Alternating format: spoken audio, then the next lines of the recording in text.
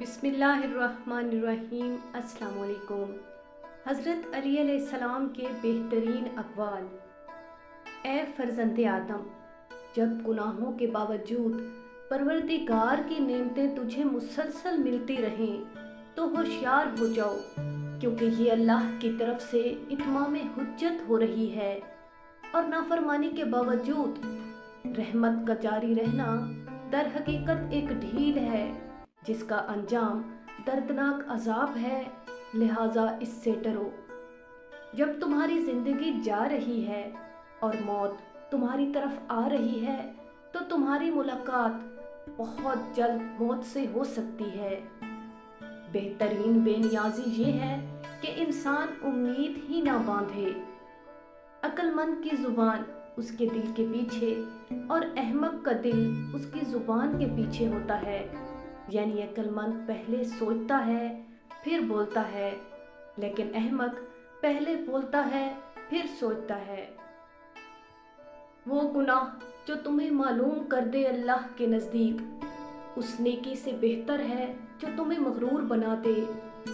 کامیابی تدبیر اور احتیاط میں پوشیدہ ہے، اور تدبیر و احتیاط تفکر میں پوشیدہ ہے، اور جو تدبر رازوں کی حفاظت سے حاصل ہوتا ہے۔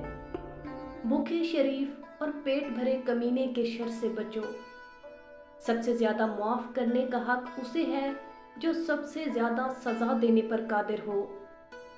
عقل جیسی کوئی دولت نہیں ہے، اور جہالت جیسی کوئی ہلاکت نہیں ہے، نہ تو ادب جیسی کوئی میراث ہے اور نہ ہی مشورے جیسا کوئی مددگار ہے۔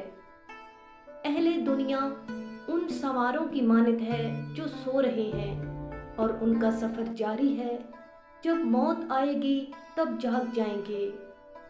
جس نے اپنے اور اللہ کے مابین معاملات ٹھیک کر لیے تو اللہ اس کے اور لوگوں کے مابین معاملات کو ٹھیک کر دے گا، اور جو آخرت کے امور درست کر لے گا اللہ اس کے دنیاوی کاموں کو درست کر دے گا، اور جو کوئی خود کو نصیحت کرے گا اللہ اس کی حفاظت کا انتظام کر دے گا۔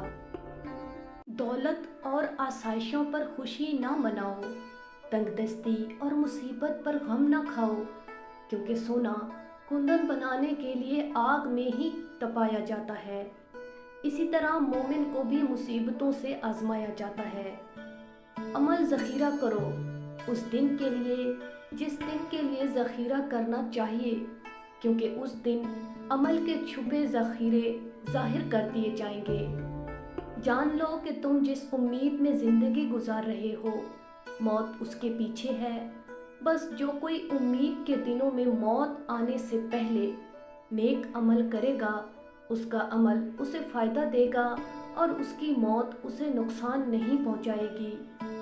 دنیا کے لوگوں میں سب سے خوش نصیب وہ ہے جو دنیا کو ترک کر دے، اور آخرت میں سب سے خوش نصیب وہ ہوگا جو دنیا میں آخرت کے لیے عمل کرتا رہا۔ تمہارا ایک ایک سانس تمہاری زندگی کا حصہ ہے، انہیں ضائع نہ کرو بلکہ ایسے کاموں میں خرچ کرو جو تمہیں اللہ کی اطاعت سے نزدیک کر دے۔ موت اور اس کی تکلیفوں کا سامنا کرنے کے لیے تیار رہو۔ موت آنے سے پہلے زاد راہ مہیا کرو، اور اس کے آنے سے پہلے ہی نیک اعمال کر کے تیار ہو جاؤ۔ اگر کسی پر زمین و آسمان تنگ ہو جائے پھر بھی وہ خدا سے ڈرتا ہو تو خدا اسے مشکل سے نکال دے گا اور وہاں سے رزق دے گا جہاں سے گمان بھی نہ ہو۔ آدمی کی لاپرواہی کے لیے یہی کافی ہے کہ اس نے اپنی عمر اس چیز میں ضائع کر دی جو اسے نجات نہ دلا سکی۔ جو اللہ پر بھروسہ کرتا ہے اللہ اس کے لیے کافی ہے، اور وہ اس کو دوسروں سے بے نیاز بنا دیتا ہے۔ ناظرین، مزید ایسے ہی ویڈیوز کو جاننے کے لیے چینل کو ضرور سبسکرائب کریں، ویڈیو کو لائک کریں۔ شکریہ۔